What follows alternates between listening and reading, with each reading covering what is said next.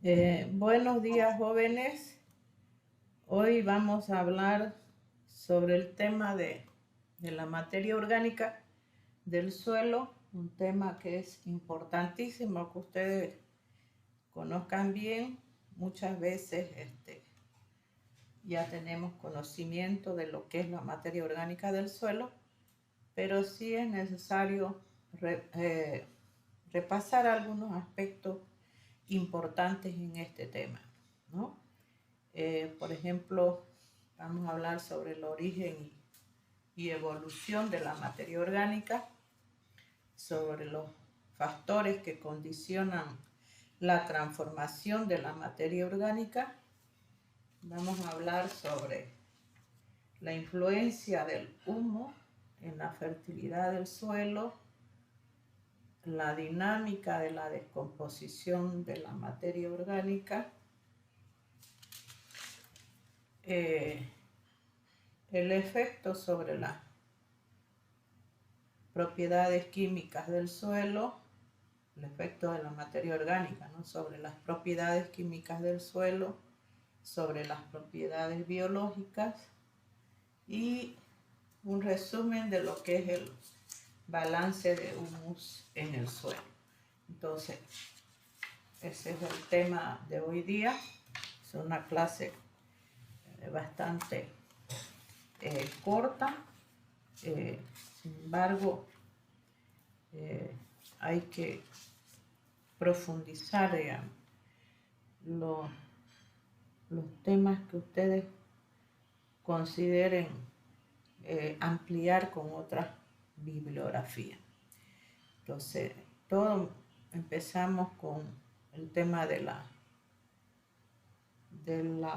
origen de la materia orgánica y cómo evoluciona es la formación de la materia orgánica.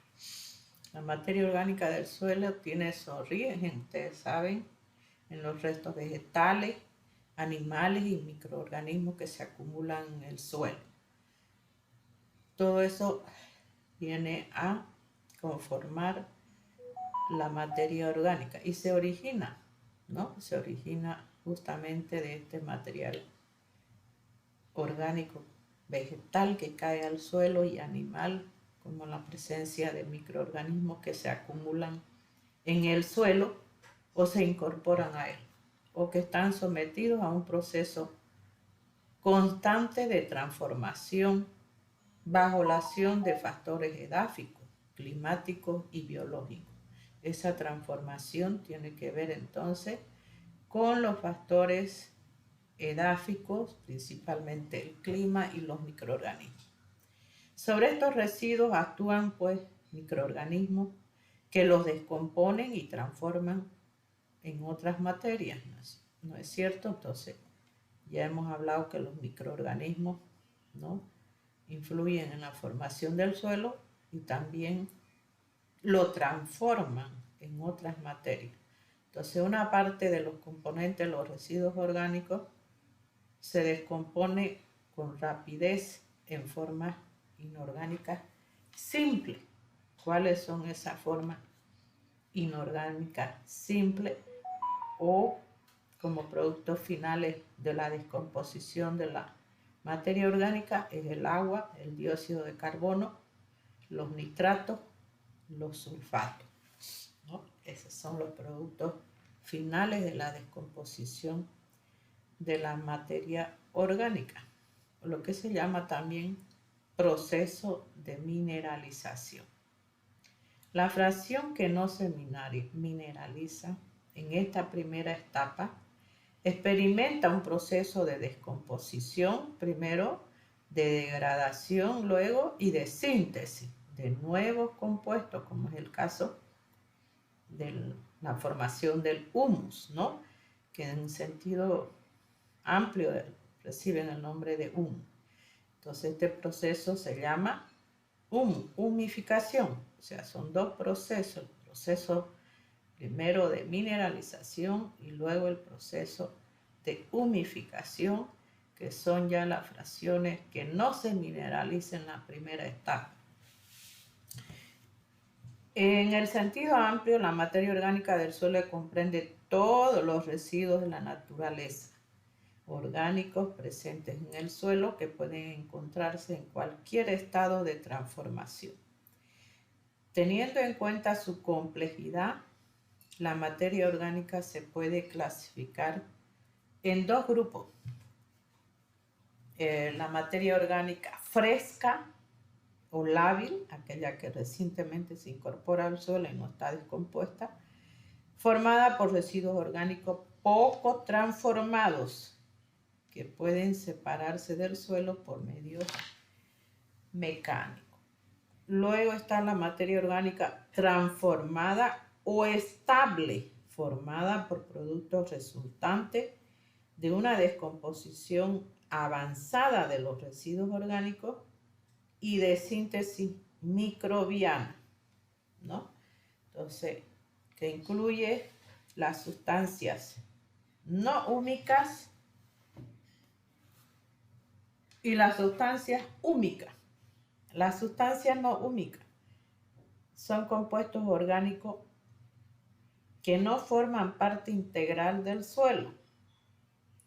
No se usan como fracción mineral, además de ser fuente de elementos nutritivos.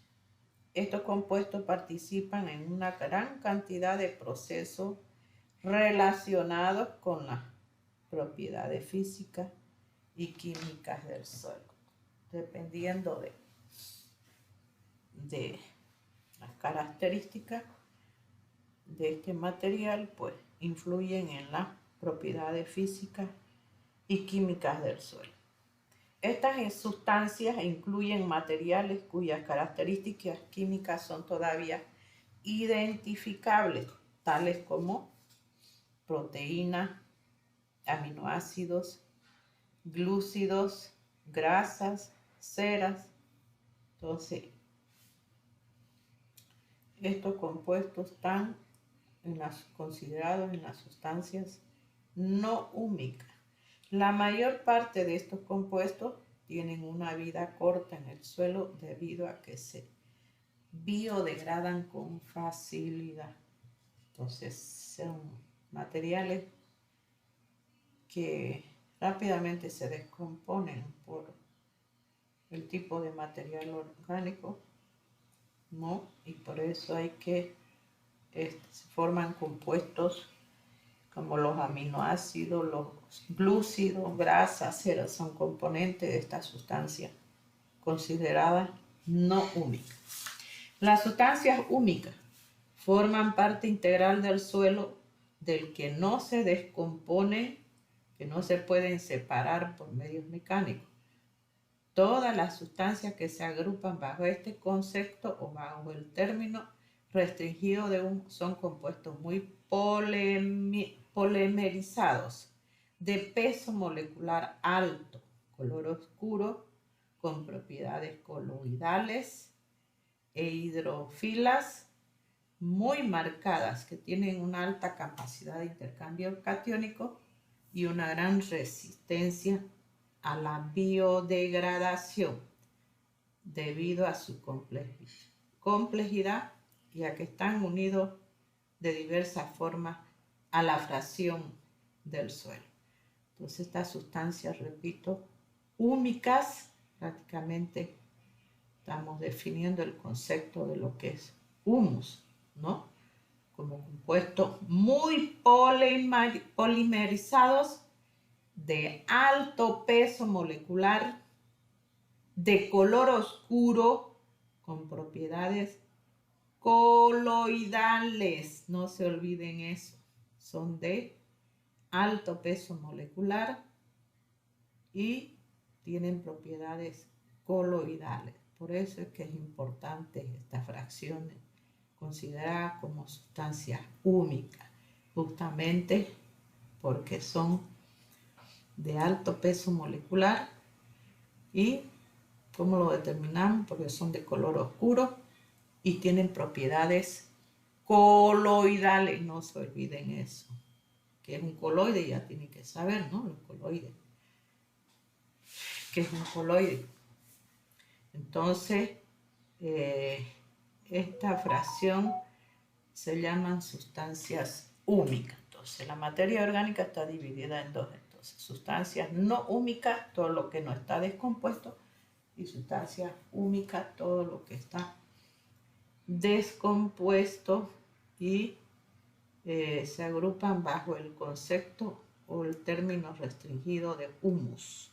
Entonces ya sabemos que el humus son sustancias polimerizadas de alto peso molecular, de color oscuro y con propiedades coloidales, ¿no? Entonces no olvidar eso.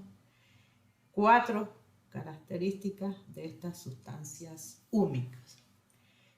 Las fracciones constituyentes del humus son las siguientes: los ácidos húmicos grises, ácido húmico pardo y ácidos fúlvicos. Los ácidos húmicos son formados por moléculas muy grandes, ricas en nitrógeno y predominan sí en suelos calizos, ¿no? Los suelos húmicos grises.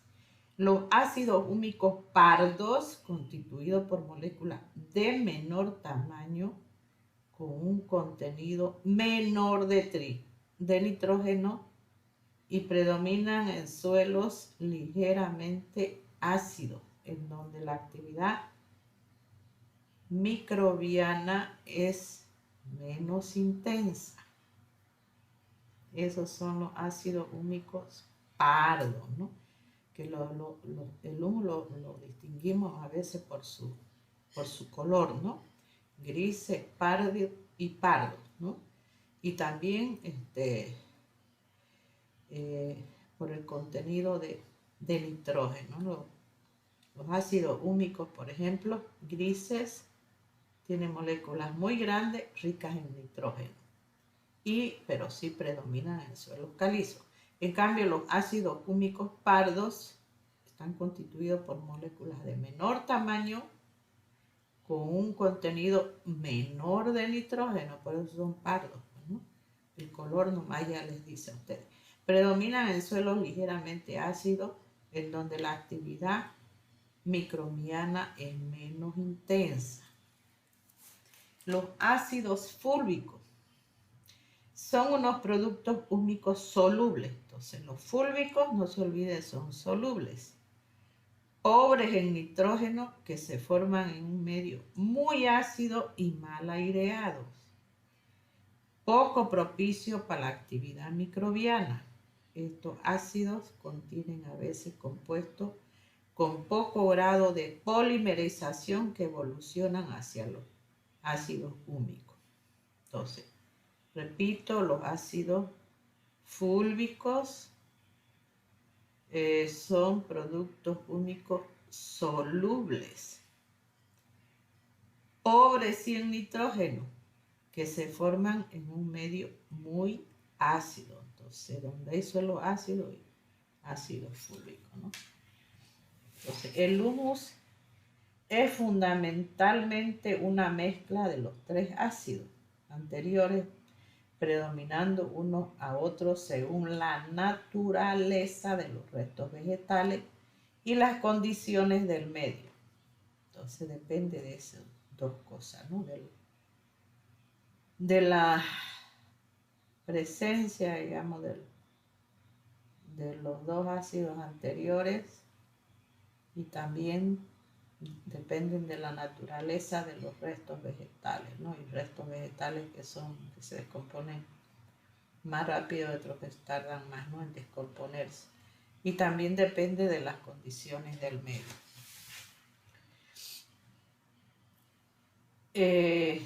Además, contienen otras sustancias tales como la humina, sustancias mucilaginosas y gomosas, y hormonas y antibióticos. O sea, también hay algunos materiales que tienen hormonas y tienen antibióticos. Entonces, en la descomposición y transformación de la materia orgánica se pueden diferenciar varias etapas, y eso es lo que ustedes tienen que saber diferenciar. En una primera etapa se produce un fuerte ataque microbiano a las sustancias de fácil descomposición que sirven fundamentalmente de elementos energéticos y plásticos a los microorganismos desintegradores. Ay.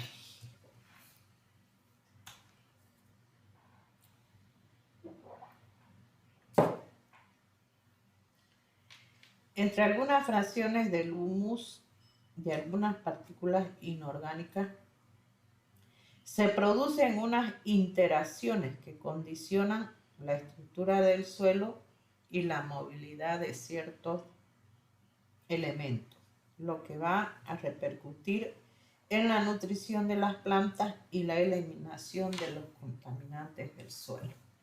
Entonces, hay una asociación también de partículas orgánicas e inorgánicas, ¿no? O del humo con partículas inorgánicas. Entonces, por eso esa unión se llama complejo órgano-minerales. Los más comunes de estos son los complejos órganos metálicos y los complejos arcillo-húmicos. El complejo órgano metálico formado por un ion metálico unido a un grupo funcional orgánico. Entonces el humus puede originar complejos organometálicos que pueden ocupar los espacios interlaminares de las arcillas expansivas, lo que dificulta el ataque de los microorganismos encargados de la mineralización. Los quelatos formados por dos o más grupos funcionales orgánicos unidos a un ion metálico. Entonces ese es un complejo organometálico, ¿no? Que se puede originar ocupando los espacios interlaminares de las arcillas expansivas. No se olviden que hay arcillas que son expansivas y otras que son menos expansivas, entonces hay unos espacios ahí interlaminares entre arcilla o entre capas de las arcillas. El complejo arcillo-húmico, formado por un grupo funcional del humus que se une a la superficie de los minerales arcillosos. O sea, hay una unión ahí de lo orgánico con lo inorgánico, pero en este caso es más la unión de las arcillas con el humus, ¿no? Los ácidos húmicos grises forman un complejo arcillo-húmico muy estable, y esto es importante desde el punto de vista que no se degrada fácilmente la materia orgánica, ¿no? Los ácidos húmicos pardos forman un complejo menos estable, o sea que los grises son los que forman un complejo arcillo-húmico estable y los pardos forman un complejo menos estable. Entonces, la formación de complejos minerales, órganos minerales, se ve favorecida cuanto mayor sea el grado de humificación. Bien, entonces, han visto ustedes que hay reacciones de humus unidas a partículas inorgánicas, ¿no? O sea, lo que le llamamos el complejo órgano-mineral, ¿no? La unión del orgánico con los minerales. Bien, ahora ¿cuáles son los factores que condicionan la transformación de la materia orgánica? ¿No? Porque en el suelo se descompone, pero ¿cuáles son las condiciones para que eso se descomponga? El contenido de materia orgánica oxidable que se determina con dicromato de potásico en medio sulfúrico. Entonces ese es el método para determinar materia orgánica oxidable con el método del dicromato de potasio en medio sulfúrico. Entonces la diferencia entre la biomasa total recibida en el suelo y la biomasa mineralizada o prácticamente transformada, ¿no? Que se va perdiendo. Bien, Entonces, es importante destacar que el buen suelo agrícola es aquel donde ambos procesos se desarrollan a una velocidad relativamente rápida, lo que exige aportaciones continuas de restos orgánicos. Pero si no hay la reposición, esto no se da, ¿no? En el extremo opuesto, una velocidad de transformación lenta ocasiona la acumulación de materia orgánica que cuando es excesiva hace que al suelo poco apto para el cultivo. Cuando es excesiva, ¿no? Tampoco tiene que haber solo materia orgánica. La velocidad y el equilibrio entre los procesos de mineralización y humificación lógicamente está dependiendo de la actividad de los microorganismos, que a su vez viene condicionado ¿por qué? O sea, ¿por qué viene condicionada la presencia de microorganismos? Por factores climáticos como, por ejemplo, temperatura, humedad, ¿no? Edáficos también como la textura, estructura, acidez, contenido de nutrientes y del cultivo también, ¿no? Del laboreo y del riego o de la fertilización. Entonces la velocidad de ese equilibrio de mineralización y humificación depende de la actividad de los microorganismos, que a su vez esos microorganismos vienen condicionados por factores climáticos, porque ellos también requieren temperaturas adecuadas, requieren de una humedad, ¿no? Requieren también condiciones edáficas, ¿no? Buena estructura, un tipo de acidez, ni muy ácido ni muy alcalino, y mientras esto suceda, hay pues nutrientes, ¿no? Ahora también esos nutrientes dependen del cultivo, del laboreo que se le hace al cultivo, depende del riego y de la fertilización. A veces podemos acidificar o podemos alcalinizar, ¿no? Con el uso de fertilizantes. Los factores que más condicionan la rapidez de esos procesos son los siguientes. La naturaleza de los residuos orgánicos, o sea, de qué tipo de material orgánico. Por ejemplo, las plantas jóvenes contienen una gran cantidad de sustancias hidrosolubles, ¿no? Fácilmente descomponibles. A medida que avanza su ciclo vegetativo, disminuyen estos compuestos y aumenta el contenido de resistentes a la descomposición. O sea, obviamente las plantas que son más jóvenes se descomponen como si yo ponga lechuga, digamos, ¿no? Entonces se va a descomponer más rápidamente. A eso se refiere, al tipo o naturaleza de los residuos orgánicos. Entonces, dependiendo de ese tipo de residuos orgánicos, se va a descomponer más rápidamente o más fácilmente, porque son más solubles. Son sustancias hidrosolubles. Entonces, también el almidón, la celulosa, las proteínas sencillas, se descomponen rápidamente. Pero las ligninas no, como las ceras y los taninos y resinas y grasas, ¿no?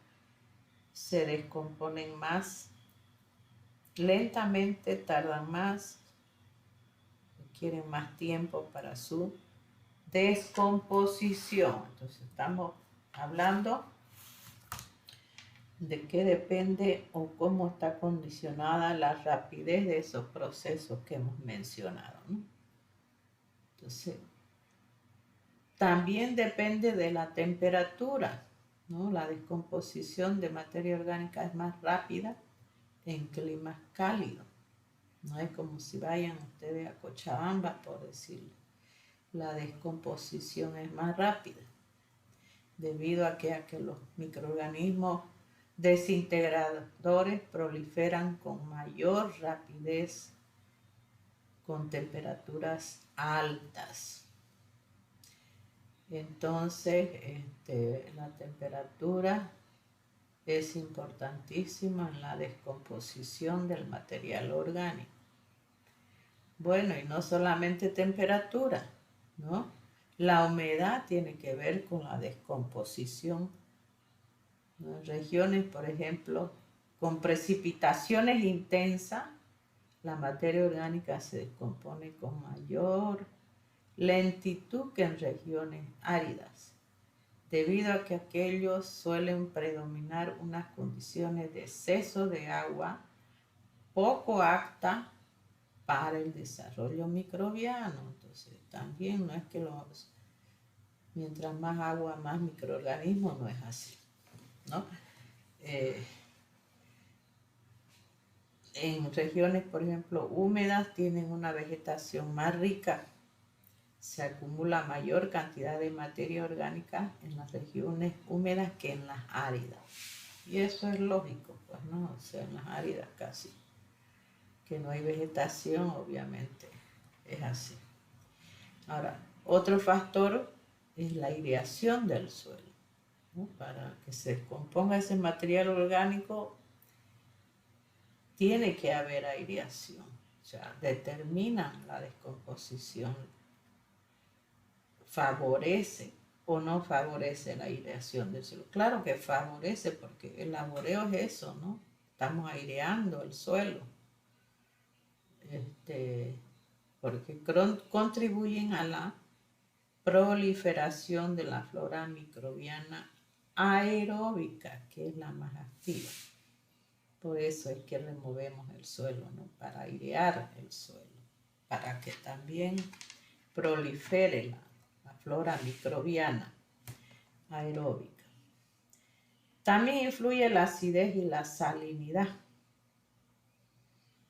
La acidez tiene que ver y la salinidad con la transformación del material orgánico, ¿no? Los suelos, por ejemplo, o los microorganismos,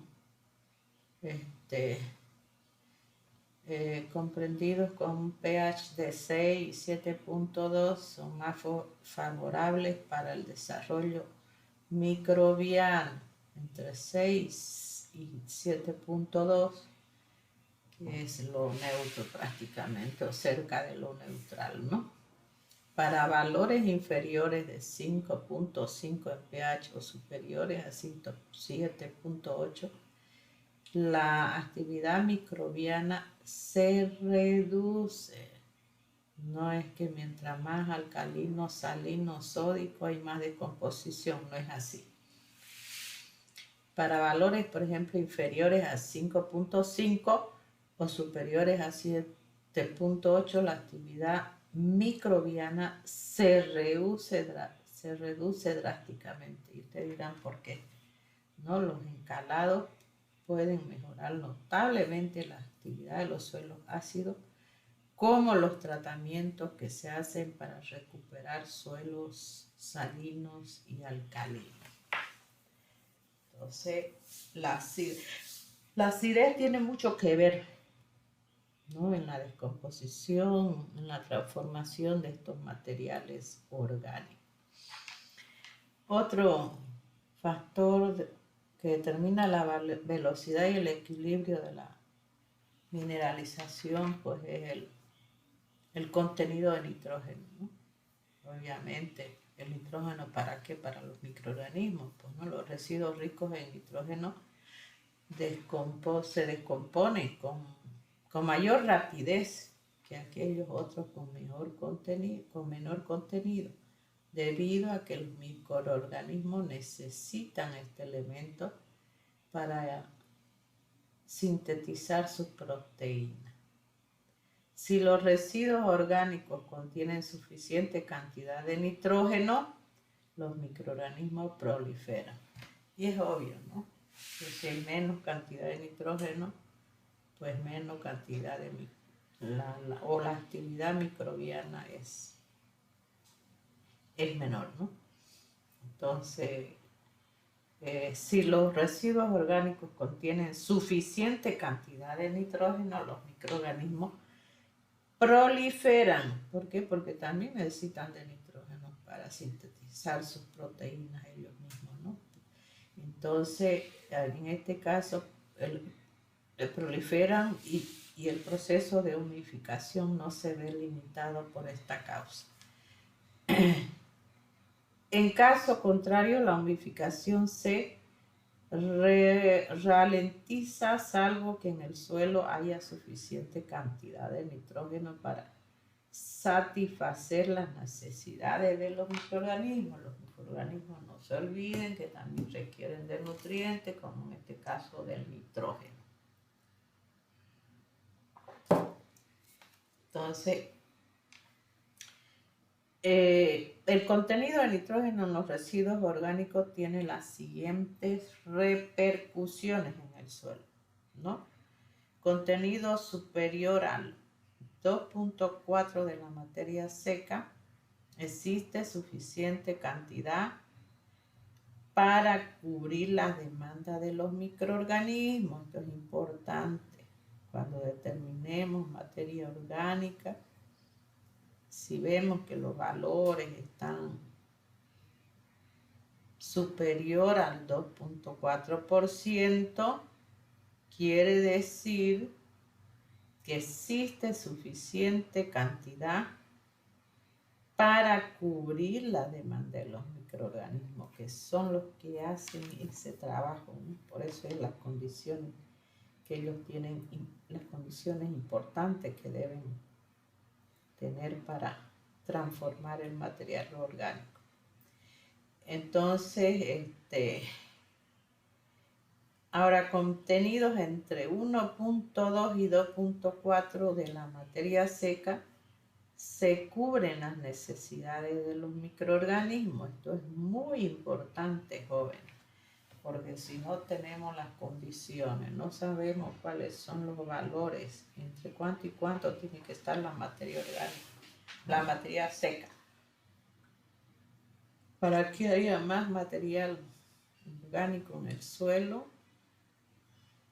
Entonces tenemos que saber que esos valores van a garantizar la actividad de los microorganismos en el suelo y no habría, digamos, problema para satisfacer sus necesidades. Un contenido inferior a 1.2% de la materia seca no se cubren las necesidades de los microorganismos, por lo que estos tienen que tomar nitrógeno mineral del suelo. Y eso no es favorable, jóvenes, porque hacen un trabajo extra, esfuerzo para lograr, digamos, que ellos actúen, ¿no? Entonces, con un contenido de 1.2%, ya eso es bajo, quiere decir que no se va a cubrir las necesidades de los microorganismos y que el proceso podría ser más lento de la transformación.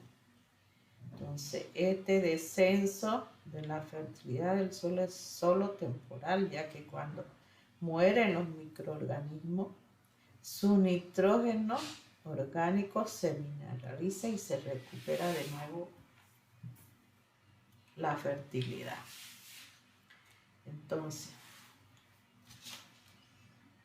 esto quiere decir que inclusive el nitrógeno está dependiendo del material orgánico. Entonces, más de 4 hay suficiente cantidad para cubrir las necesidades de los microorganismos.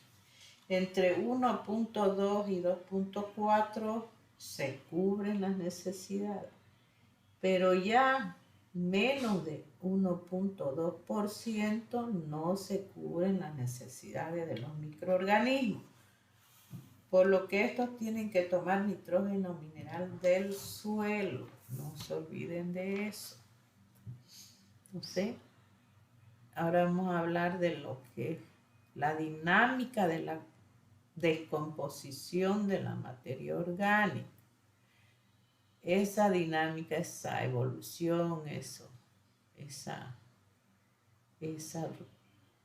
proceso de cómo es, digamos, tiene que ver con la dinámica de la descomposición de la materia orgánica.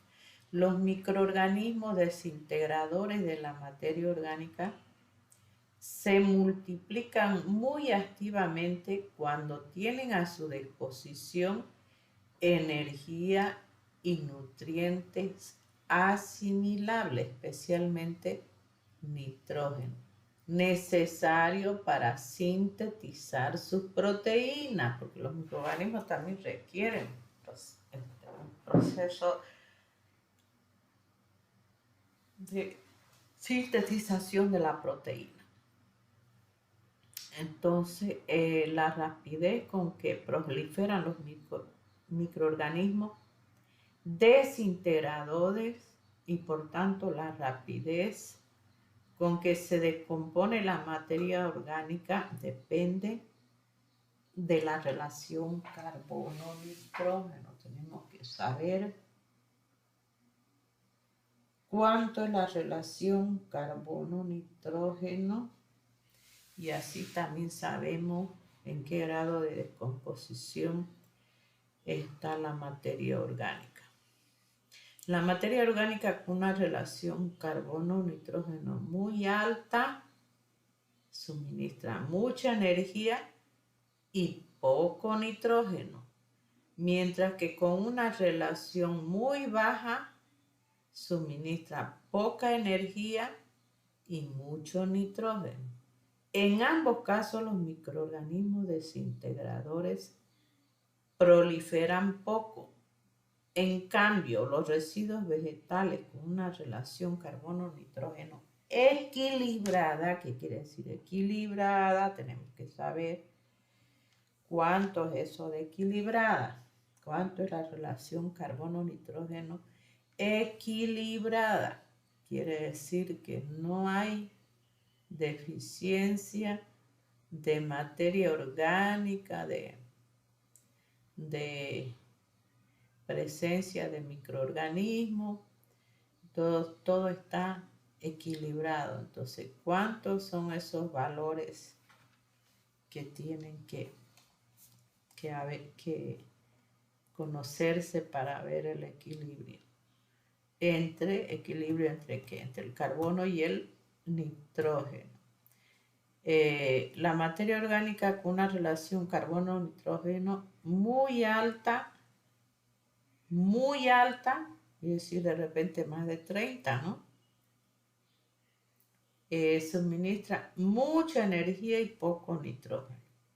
Mientras que una relación carbono-nitrógeno muy baja suministra poca energía y mucho nitrógeno. En ambos casos, los microorganismos desintegradores proliferan poco. En cambio, los residuos vegetales con una relación carbono-nitrógeno equilibrada favorecen la proliferación de los microorganismos. Entonces, fíjense qué tan importante es determinar esta relación carbono-nitrógeno, ¿no? Para saber cómo van a actuar los microorganismos en el proceso de la descomposición y cuándo se logra ese equilibrio que es tan importante, ¿no? Cuando la relación carbono-nitrógeno se sitúa alrededor de 30, ¿no? Se produce la descomposición con bastante rapidez. Entonces, eso es importante saber cuando la relación carbono-nitrógeno es más de 30, quiere decir que la descomposición va a ser rápida. Entonces, al ser rápida, también se pierde, pues, ¿no? Cuando dicha relación sube por encima de 50 o baja de 10, la descomposición se produce lentamente. Entonces, tiene que ver con el proceso de descomposición de la materia orgánica. Entonces, repito, relación carbono-nitrógeno. Alrededor de 30 se produce la descomposición con bastante rapidez. Cuando está entre 50 y 10, la descomposición se produce lentamente. Cuando se incorpora al suelo un material fácilmente descomponible, los microorganismos proliferan con rapidez y ese material no tiene suficiente nitrógeno para cubrir la demanda de los microorganismos. Esto lo toman del suelo, con lo cual al cabo de poco tiempo el suelo queda empobrecido de este elemento. Puede ocurrir que la demanda de nitrógeno sea superior a la existencia en el suelo, en cuyo caso habría que aportarlo. Entonces, la relación carbono-nitrógeno es importante. El carbono procedente de la materia orgánica se pierde en forma de calor, ¿no? Forma de calor, que es decir, en forma de energía. En forma de agua y también de dióxido de carbono, que son los productos finales que yo le decía de la descomposición de la materia orgánica. Mientras que el nitrógeno liberado queda en el suelo o pasa a formar parte de los microorganismos. Cuando mueren estos microorganismos, son desintegrados también por otros microorganismos vivientes. Por tanto, a medida que avanza la descomposición de la materia orgánica, decrece la relación carbono-nitrógeno. Este punto, este tema es importante. O sea, la descomposición de la materia orgánica decrece la relación carbono-nitrógeno y la velocidad de la descomposición. Cuando esa relación baja de 10, la materia orgánica se ha transformado en humus maduro. Entonces, ¿para qué sirve esto? Determinar la relación carbono-nitrógeno para ver el grado de composición, pues, ¿no?, de la materia orgánica. Por eso es importante. Entonces, pero sí tenemos que saber entre cuánto y cuánto tiene que estar, ¿no? Aquí decimos más de 30 se produce la descompensación con bastante rapidez. Con dicha relación sube por encima de 50 o baja de 10, la descomposición se produce lentamente. También tiene que ver con la rapidez del proceso de descomposición. Por eso tenemos que saber en cuánto está la relación carbono-nitrógeno para ver el grado, la rapidez, la velocidad de la descomposición de la materia orgánica. Todo esto repercute en algunas prácticas importantes, ¿no? Cuando se entierran, por ejemplo, paja o cereales, que es muy pobre en nitrógeno, la relación carbono-nitrógeno comprendida entre 80 y 100, los microorganismos toman todo el nitrógeno liberado y además el contenido en el suelo. O sea, también lo toman del suelo, ¿no? Cuando se entierra un cultivo de leguminosa para abonado en verde, la relación carbono-nitrógeno está comprendida entre 15 y 30. Quiere decir que hay suficiente nitrógeno para satisfacer la necesidad de los microorganismos, por lo que su descomposición es bastante rápida. Entonces tiene que estar entre 15 y 30, ¿no? Eso produce cuando se incorpora leguminosa al suelo. Por eso es que hay que determinar esta relación. Entonces quiere decir que hay suficiente nitrógeno para satisfacer las necesidades de los microorganismos, por lo que favorece, pues, la descomposición y entonces es más rápida, ¿no? Cuando se tierra, por ejemplo, un estiércol poco hecho, entonces su relación está entre 15 y 30. Hay una situación próxima al equilibrio, donde el nitrógeno liberado cubre solamente las demandas de los microorganismos. Entonces, con el estiércol maduro, la relación carbono-nitrógeno está comprendida entre 10 y 20. Se incorpora al suelo una parte de nitrógeno liberado. En el caso de los purines, por ejemplo, la relación está comprendida entre 5 y 8 y se incorpora una cantidad importante de nitrógeno liberado. Bien, entonces ya sabemos que tenemos que saber cuando hay equilibrio, ¿no? De nitrógeno. Entre cuánto y cuánto tendría que estar la relación carbono-nitrógeno, ¿no? Entonces,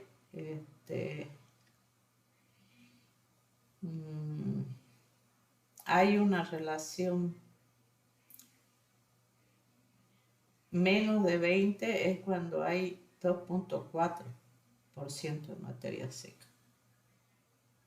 Y entonces más de 30 hay bloqueo del nitrógeno. Esos datos son importantes.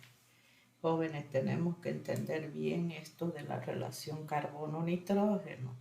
Son parámetros que nos ayudan a entender el proceso de descomposición y en cuánto debería estar la relación carbono-nitrógeno para que exista el equilibrio, ¿no? Entonces, esto es lo que ustedes deben saber de este tema. Y bueno, el humus también influye sobre la fertilidad del suelo. ¿En qué influye el humus en la fertilidad? Obviamente influye en las propiedades físicas, puede mejorar la aireación, puede mejorar la porosidad, el aire del suelo, la permeabilidad. Entonces, y también el color está dependiendo del humus, ¿no? De la presencia de humus en el suelo. Entonces, esos son los efectos, digamos, de la materia orgánica en las propiedades físicas y dependiendo del contenido de microorganismos en el suelo. Mientras más humus, obviamente los suelos son más de buena fertilidad, ¿no?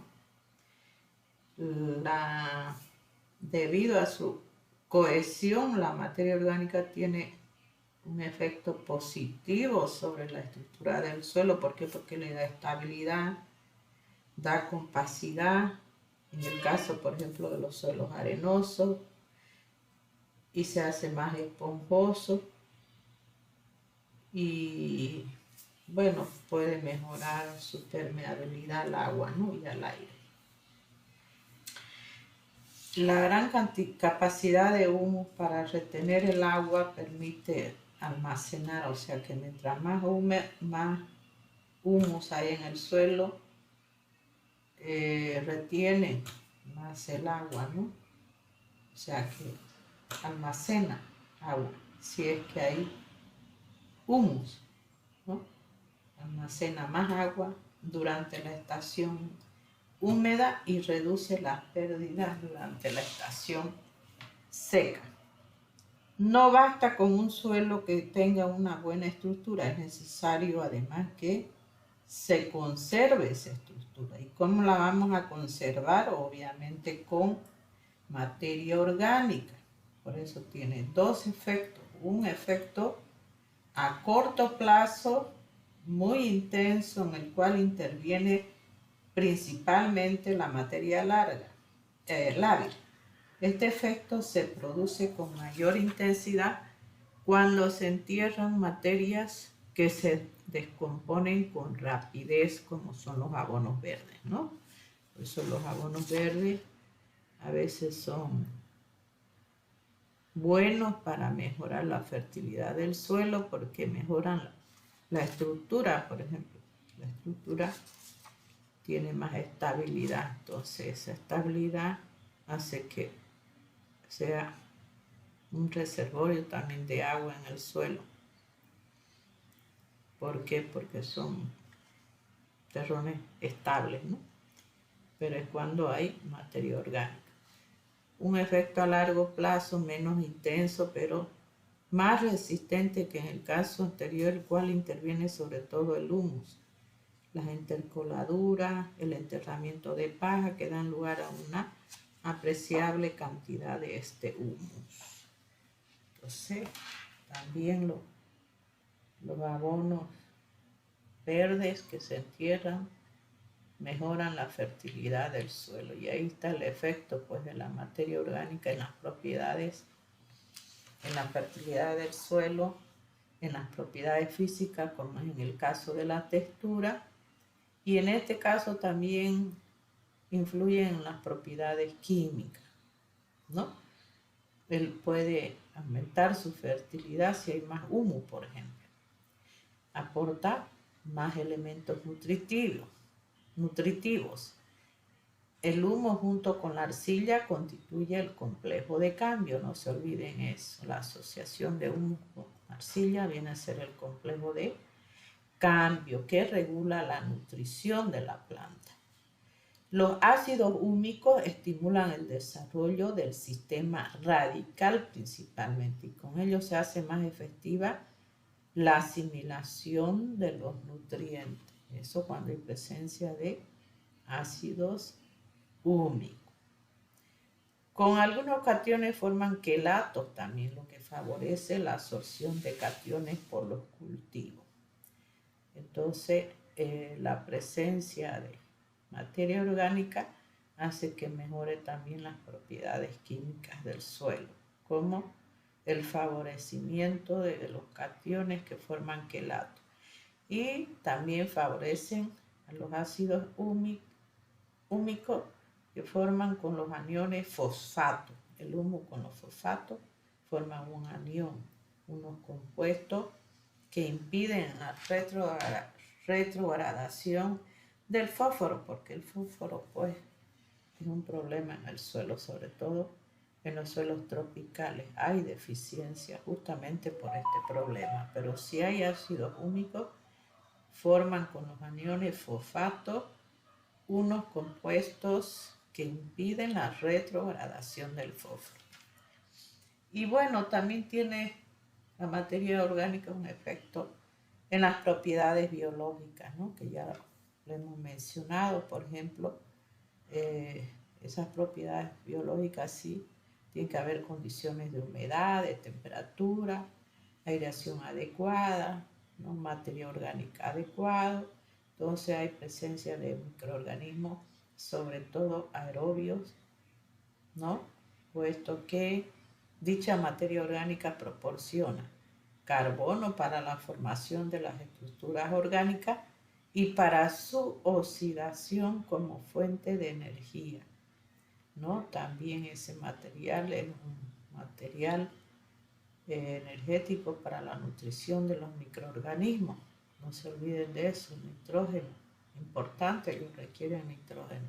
Entonces, por eso la materia orgánica tiene un efecto en las propiedades biológicas. Con la aportación de materia orgánica, obviamente considerablemente aumenta la cantidad de fauna del suelo, como el caso de lombrices, larvas, insectos y otros, ¿no? Esta fauna tiene efectos favorables sobre la estructura del suelo, en cuanto a que favorece la circulación del aire y del agua, que eso es importante, porque tiene que haber circulación del aire, para eso removemos el suelo, ¿no es cierto? Para que haya más aireación y también más agua. Pero la proliferación también de insectos puede causar daños de consideración también en los cultivos. o sea, no siempre es favorable. La buena estructura conseguida con la materia orgánica humificada favorece la respiración, por ejemplo, de la raíz. Y mientras más materia orgánica, más humo, entonces favorece la respiración de las raíces, ¿no? Las raíces también requieren de oxígeno. Favorece también la germinación de la semilla y el buen estado sanitario de los órganos subterráneos, ¿no? En algunos casos la materia orgánica modifica la sensibilidad de las plantas frente a algunas enfermedades. Obviamente es como aquel que está desnutrido, pues es más frágil de enfermarse y de contagiarse de enfermedades, ¿no? Hay muchas enfermedades, como por ejemplo, pueden haber raíces y tubérculos de algunas plantas como la remolacha, la patata, la alfalfa, etcétera, que tienen problemas por justamente deficiencia de material orgánico y de nitrógeno en el suelo, ¿no? Entonces, por lo general los efectos son a veces nocivos, ¿no? Porque se evitan o se reducen cuando se hace la aportación de estiércol con bastante alteración a la siembra. Entonces, esos son los efectos que tiene la materia orgánica en las propiedades biológicas. Y bueno, tenemos que analizar el balance de humus en el suelo, ¿no? La fertilidad de un suelo no depende tanto de un alto contenido de materia orgánica, sino de la velocidad con que evoluciona esa materia orgánica, que es lo que tiene efectos positivos sobre la fertilidad del suelo. Porque no es que va a haber que con presencia de materia orgánica alta, por decirte, ya estamos asegurando que son suelos de buena fertilidad. No, ese proceso tiene que evolucionar, o sea, tiene que descomponerse ese material orgánico y a la vez genera mucha cantidad de humo. Pues si el proceso evoluciona, si es normal, entonces ese proceso no se detiene y evoluciona. Lo que significa o supone mucha materia orgánica y a la vez genera mucha cantidad de humo. Entonces, mientras más humo, mejora más la fertilidad, pues, del suelo, ¿no? Entonces, la fertilidad se relaciona más con el equilibrio húmico que con el contenido de materia orgánica. ¿Qué quiere decir eso, el equilibrio? Ya lo hemos hablado, ese tema anteriormente. Entonces tiene que haber ese equilibrio. ¿Y cuánto tiene que estar la relación carbono-nitrógeno para que exista ese equilibrio? Ya lo hemos mencionado, ¿no es cierto? Entonces, no solamente es presencia de materia orgánica, sino que tiene que haber el equilibrio húmico, que con el contenido de materia orgánica, si bien con el contenido, el equilibrio húmico con el contenido de materia orgánica, ¿no?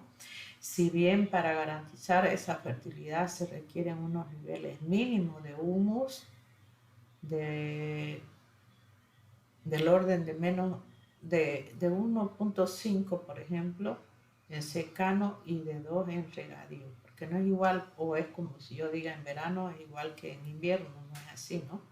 Son condiciones diferentes. Entonces, los cultivos que restituyen menos cantidad de residuos orgánicos al suelo son los que pueden plantear problemas en un largo plazo, ¿no?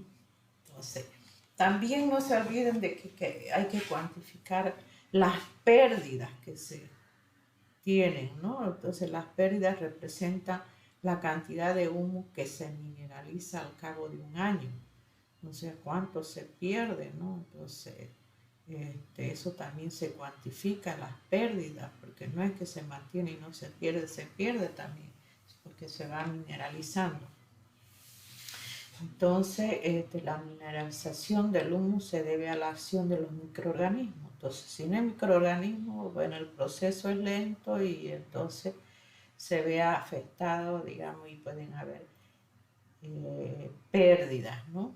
Que viene condicionado por esos factores que influyen sobre la actividad microbiana, como son no solamente, digamos, la presencia de microorganismos, sino el pH. Hemos hablado de las condiciones de pH, porque si no hay buenas condiciones de pH para que los organismos sobrevivan, entonces se va a ver afectado el proceso de mineralización o van a haber pérdidas. Entonces, no solamente presencia de microorganismos, no solamente un pH adecuado, sino condiciones climáticas, buena aireación, un sistema de cultivo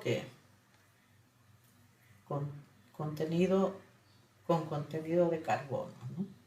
En suelos ácidos, sobre todo en climas fríos y lluviosos, hay una escasa actividad microbiana. Esto es importante también tomar en cuenta. En suelos ácidos, entonces hay poca actividad microbiana, lo que se traduce en una lenta mineralización del humo. Obviamente, no hay las condiciones para ello, entonces el proceso es lento. Estos suelos toman un color oscuro debido a la acumulación del humo, lo cual no es signo de fertilidad, ya que la fertilidad depende del contenido de humus, en cuanto a que éste mantiene una vida microbiana activa. Y a veces confundimos suelo negro, pero no es por presencia de humo, puede ser de minerales orgánicos, ¿no? Entonces, de minerales, mejor dicho, inorgánicos. Entonces, a veces se confunde también el color, definiendo como suelos de buena fertilidad porque son de color oscuro, que quiere decir que hay presencia de humo, pero puede ser que no, ¿no? Entonces, la verdadera fertilidad viene condicionada a un buen nivel de humus y a un ritmo adecuado de destrucción del mismo. Entonces, la mineralización es un proceso fundamentalmente aeróbico, ¿no? Por lo que las condiciones que favorecen la aireación estimula dicho proceso. Si no hay aireación, no hay el proceso de mineralización. Entonces, hay un proceso más reductor que aeróbico. Entonces, ahí hay problemas, ¿no? El sistema de cultivo influye también sobre la tasa anual de mineralización del humus. Las técnicas del cultivo con mejor laboreo, aportaciones importantes de abonos minerales, buen drenaje, etcétera, favorecen la actividad microbiana y como consecuencia de ello la mineralización del humus, que es lo que se quiere, ¿no? Entonces, por otro lado, obtener mayores producciones se incrementa la aportación de materia orgánica en forma de residuos de paja, estiércol, etc. Entonces, la velocidad del humus depende también de su estabilidad o resistencia del mismo a ser degradado. Eso ya también lo hablamos, ¿no es cierto? El humo es estable, no es un componente inestable. Entonces depende de su estabilidad o resistencia del mismo a ser degradado. Y la arcilla ejerce un buen papel estabilizante. O sea, tiene que haber también arcilla, por eso es importante el componente órgano arcilloso, ¿no? Y bien, ese es el tema. Y también no olviden que no solamente tenemos que ver pérdidas, sino las ganancias, ¿no? De humus. Entonces, por ahora, ese es el tema. Y bueno, habrá que ver también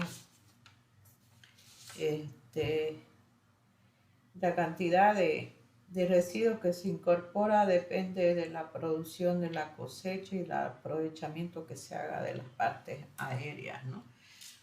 Entonces hay que ver los materiales que más aportan, digamos, nitrógeno, que más aportan materia orgánica al suelo, ¿no? ¿Qué materiales disponemos nosotros, por ejemplo, para saber, digamos, los diversos productos y residuos orgánicos, cómo se van a comportar en el suelo, ¿no? No es igual un estiércol maduro que un estiércol semimaduro o que un estiércol fresco, digamos, ¿no? Hay, en el suelo actúa diferente eso. O un compost maduro que un compost fresco, ¿no? Entonces, o que sean cultivos herbáceos o que sean, digamos, cereales o que sean, digamos, otros materiales, ¿no? Que tienen diferente composición y se dan de diferentes maneras, ¿no? Y bueno, hay un cuadrito ahí que tienen que analizar sobre el cálculo de materia seca, ¿no? Materia orgánica seca. Es como se calcula la materia seca. Bien, eso sería todo por hoy día, jóvenes. Hay que estudiar bien este tema porque de ello depende la fertilidad de los suelos, ¿no? Bien, muchas gracias y hasta luego.